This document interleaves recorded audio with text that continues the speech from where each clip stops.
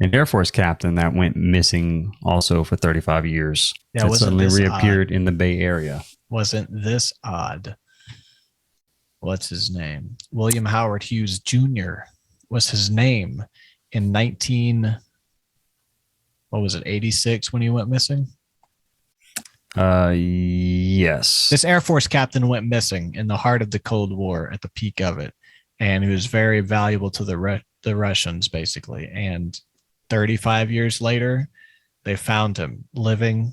That was in June 2018, June 6, 2018. After 35 years, they arrested him for desertion, and he was living under the name Barry. Where is it? Barry O'Beirne. Yeah, like Barry O'Beirne. In Daly And he, City and San Francisco. That's where he had been for 35 years. so Some kind of crazy story. Oh, he disappeared in 83, not 86. Okay. After disappearing into thin air in 83, he was wanted across the globe by numerous agencies from the Air Force to the FBI to Interpol. At one point, it was thought he defected to the Russians. Some suggested he sabotaged the disastrous Challenger space shuttle launch, which we talked about a year ago as well. And that whole autopsy report of the shuttle, what was the problem? It was like a loose wire that sparked out and then lit the gas tanks. It was something that should have been Sketchy. noticed. Yeah. It was something that should have been noticed by the routine checks, but it wasn't. And then a guy who worked in the space lab for the ship or something was also on the investigation team, which was a huge conflict of interest. So there was something shady with that as well. So I thought that was an interesting thing that some people think he sabotaged it and then got not just that launch, but several other, which we'll get to in a second. Several others. Okay. By the age of 33, he was a captain at Kirtland Air Force Base in Albuquerque, New Mexico, where he gained top secret access working on a NATO program that controlled missile launches and missile warning systems. In July of 83, he was transferred to the Netherlands for a short trip to work on the same technology there, due back on August 1st, but he never returned to his airbase. He was seen withdrawing money from various ATMs where he lived in Albuquerque in late July that year. He had taken $28,500 from 19 different locations. They searched his home at Chandel Loop and found a to-do list and some books to read when he got back. So it was kind of like he wasn't planning on just disappearing. They found his car at Albuquerque International Airport, and he was officially classified as AWOL on August 10th, 1983. So absent without leave. I don't know why they threw this in there, but they say at that time in New York City, 37-year-old real estate developer Donald Trump was finishing the construction of Trump Tower, and Hughes wouldn't be seen again until Trump was president. Yeah. So. Oh, dude, because they work with the Russians, both of them. That's why. I guess that's it. I see the thread there.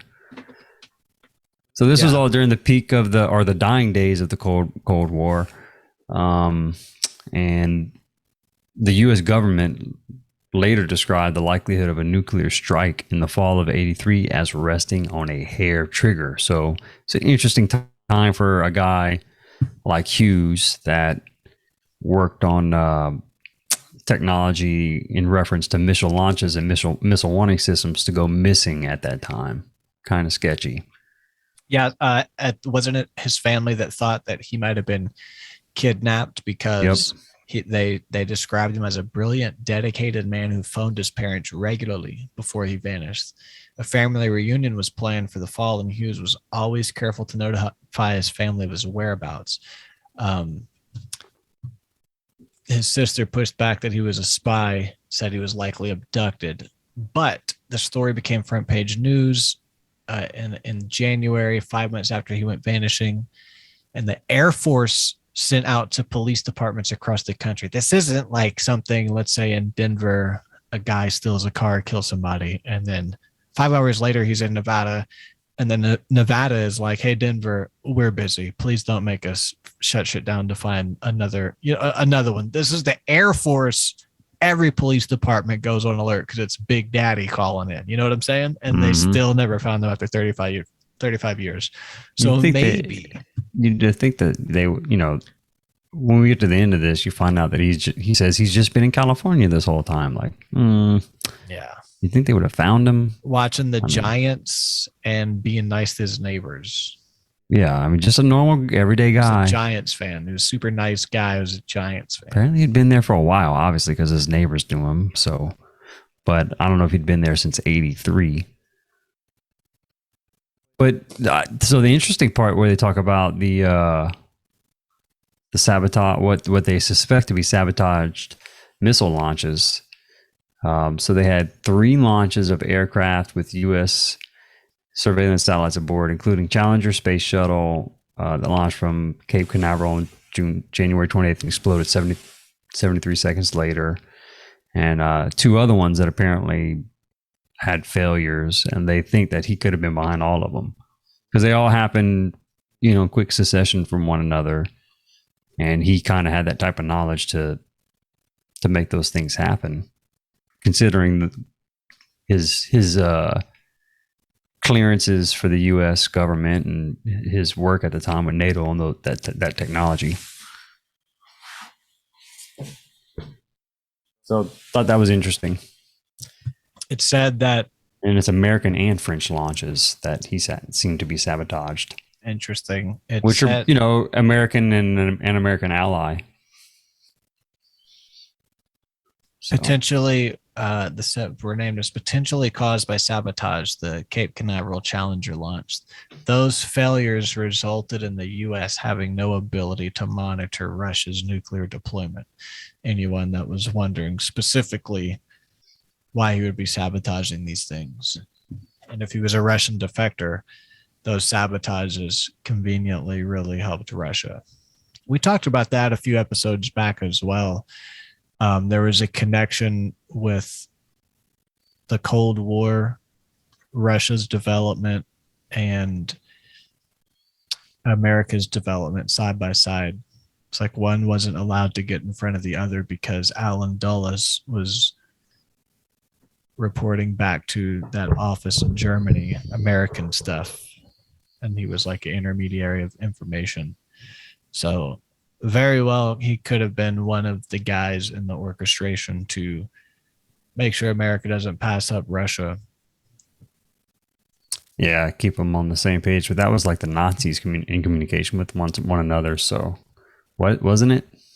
It was Alan Dulles was a Nazi. He was working for NASA, or he was like the Secretary of Trade. He was over here in America working. Dulles was a CIA guy. Yeah, and at that time, his direct superior was Heinrich Himmler. If it wasn't Dulles, it was somebody else, but I think it was Dulles. But I know what you're talking about. How they had communication between the right after the war about between the folks that worked on the Russian space program and the American space program, communicating across the ocean there to make sure one didn't pass the other one up. Yeah, but secretly. Yeah, it was a secret thing. But now it's been proven to be true at this point. So this is a picture of him. After being confronted with inconsistencies about his identity, the individual admitted his true name was William Howard Hughes Jr. There's a picture on the screen that he deserted from the U.S. Air Force in '83. We see him at the gym all the time. Another neighbor, Barbara Laurel, told CNN, but when he works out, he just uses the treadmill and doesn't really interact with anybody. Tim was assumed to be retired by his neighbors and known for little beyond his devotion to the Giants. He looks like a Giants fan. I could see him wearing a hat and not really watching the game. Just kind pretending. Just being there, eating his hot dog way too slow. Way too slow. When he was arrested, he was taken to Travis Air Force Base in Fairfield. There, he told investigators he was not a spy. He claimed he became depressed about being in the Air Force back in '83, so he simply left, changed his identity, and lived in California ever since. Seems possible that Hughes' wife didn't know his true identity either. San Mateo County Court records reveal that the woman, who took his fake last name, filed for a marriage annulment 2 months after his arrest. Why did Hughes not just resign his commission of the Air Force? What pushed him to change his identity? Yada, yada. The pressure of working with NATO during a time of nuclear threat is no small burden. What do you think, Jesse? I think it's weird that I mean I could totally see that it's possible that if I was in just trying to imagine myself in his shoes, like yeah, maybe I would want to just take all my money out and disappear because I don't want to deal with trying to untangle from that mess. I'm sure with all those security clearances, it's not easy to get out of the system, you know. So maybe the easiest thing for him to do would be to take all his money out and hide. But I'm also skeptical that the Air Force poured their resources into this and they weren't able to find him, and he's just been in California this whole time. Like, I don't know. Yeah. And I also think that the failed missile launches, the failed launches of the surveillance stuff for the satellites is strange too. So I don't know. Yeah. And who goes to California when you're trying to hide? Yeah, it's the worst place. When you go to like Montana or something like that. Yeah. And if you're playing a numbers game, if you're 1 in 1,500 million, maybe that's better to not be noticed, hide in the open, But Yeah, also, last question. But I forgot my question, so I'm stalling. But fucking, who does that? So, fuck. Yeah. This guy does. I forgot my question. My last point.